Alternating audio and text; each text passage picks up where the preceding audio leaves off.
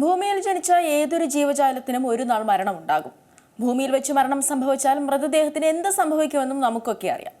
എന്നാൽ ബഹിരാകാശത്ത് വെച്ച് ഒരാൾ മരണപ്പെട്ടാൽ ആ മൃതദേഹത്തിന് എന്ത് സംഭവിക്കുമെന്ന് നിങ്ങൾ ചിന്തിച്ചിട്ടുണ്ടോ? ഭൂമിയിൽ വെച്ച് മരിച്ചാൽ സംഭവിക്കുന്ന അതേ മാറ്റങ്ങൾ തന്നെയാണോ ബഹിരാകാശത്തോ മറ്റേതെങ്കിലും ഗ്രഹങ്ങളിൽ വെച്ചോ മരിച്ചാലും ഉണ്ടാവുക? മനുഷ്യർ മരണപ്പെട്ടാൽ ആചാരങ്ങൾ പ്രകാരം പല രീതിയിലാണ് മൃതദേഹങ്ങൾ സംസ്കരിക്കുക. എന്നിരുന്നാൽ പോലും മരിച്ചു കഴിഞ്ഞാൽ സ്വാഭാവികമായും ആ മൃതദേഹം മണ്ണിനോട് അഴുകിച്ചേരും.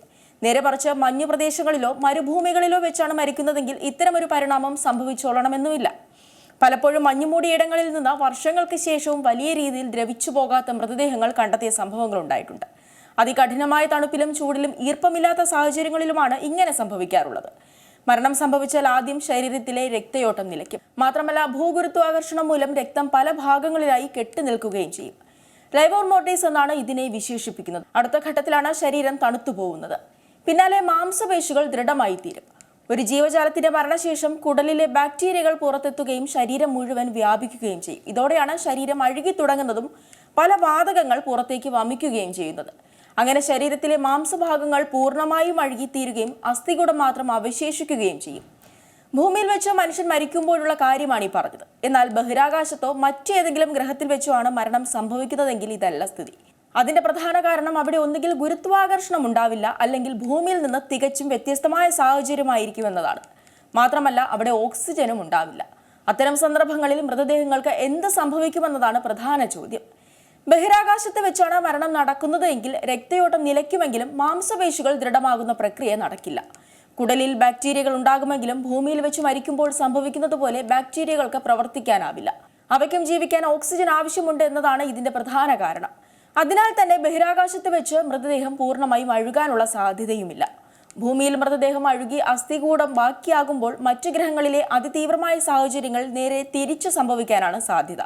മാംസഭാഗങ്ങൾ കേടുകൂടാതെ അവശേഷിക്കുകയും അസ്ഥികൾ ദ്രവിച്ചു പോവുകയും ചെയ്തേക്കാം. സംസ്കരിക്കാത്ത ഒരു മൃതദേഹം അഴുകിത്തീരുന്നതിൽ സൂക്ഷ്മജീവികൾക്കും ഷഡ്പദങ്ങൾക്കും നിർണായകമായ പങ്കു തന്നെയുണ്ട്. ബഹിരാകാശത്തും അന്യഗ്രഹങ്ങളിലും ഇവ ഇല്ലാത്തതിനാൽ തന്നെ ഈ ഒരു പ്രക്രിയ നടക്കില്ല. ഇനി ഇത്തരത്തിൽ ബഹിരാകാശ യാത്രയ്ക്കിടയിൽ ഒരാൾ മരിച്ചാൽ ആ മൃതദേഹം തിരികെ എത്തിക്കുന്നത് എങ്ങനെയെന്ന് നോക്കാം. ഭൂമിയുടെ അടുത്ത ഭ്രമണപഥ ദൗത്യത്തിനിടെയാണ് ആരെങ്കിലും മരിക്കുന്നതെങ്കിൽ മണിക്കൂറുകൾക്കുള്ളിൽ തന്നെ പ്രത്യേക സംവിധാനം ഉപയോഗിച്ച് മൃതദേഹം ഭൂമിയിലേക്ക് തിരികെ എത്തിക്കുവാൻ ക്രൂവിന് സാധിക്കും. എന്നാൽ ചന്ദ്രനിൽ വെച്ചാണ് ഇത് സംഭവിക്കുന്നതെങ്കിൽ മൃതദേഹം കുറച്ച് ദിവസങ്ങൾക്കുള്ളിൽ ഭൂമിയിലേക്ക് എത്തിക്കാനാകും. ഇത്തരത്തിലുള്ള കാര്യങ്ങൾ കൈകാര്യം ചെയ്യുന്നതിനായി അമേരിക്കൻ ബഹിരാകാശ ഏജൻസിക്ക് വിശദമായ പ്രോട്ടോകോളുകൾ തന്നെ നിലവിലുണ്ട്. എന്നാൽ ചൊവ്വയിലേക്കുള്ള ബഹിരാകാശ യാത്ര വ്യത്യസ്തമാണ്. 30 കോടി മൈൽ ദൈർഘ്യമുള്ള യാത്രയ്ക്കിടെ ആരെങ്കിലും മരിച്ചാൽ തിരികെ എത്തിക്കാൻ സംവിധാനങ്ങളൊന്നും തന്നെ ഇല്ല എന്നതാണ് വാസ്തവം. ഇത്തരത്തിലുള്ള സാഹചര്യങ്ങളിൽ യാത്ര ഉപേക്ഷിച്ച് ഭൂമിയിലേക്ക് തിരിക്കുക അസാധ്യമായതിനാൽ ദൗത്യം പൂർത്തിയാക്കിയതിനു ശേഷം ക്രൂ അംഗങ്ങളോടൊപ്പം മൃതദേഹം ഭൂമിയിലേക്ക് എത്തിക്കും. എന്നാൽ ഇതിന് വർഷങ്ങൾ വേണ്ടി വന്നേക്കാം. ഇത്തരം സാഹചര്യങ്ങളിൽ മൃതദേഹം അഴുകാതിരിക്കാൻ പ്രത്യേക അറയിലോ ബോഡി ബാഗിലോ ഈ മൃതദേഹം സൂക്ഷിക്കും. ബഹിരാകാശ പേടകത്തിനുള്ളിലെ താപനിലയും ഈർപ്പവും മൃതദേഹം അഴുകാതെ സംരക്ഷിക്കാൻ സഹായിക്കും.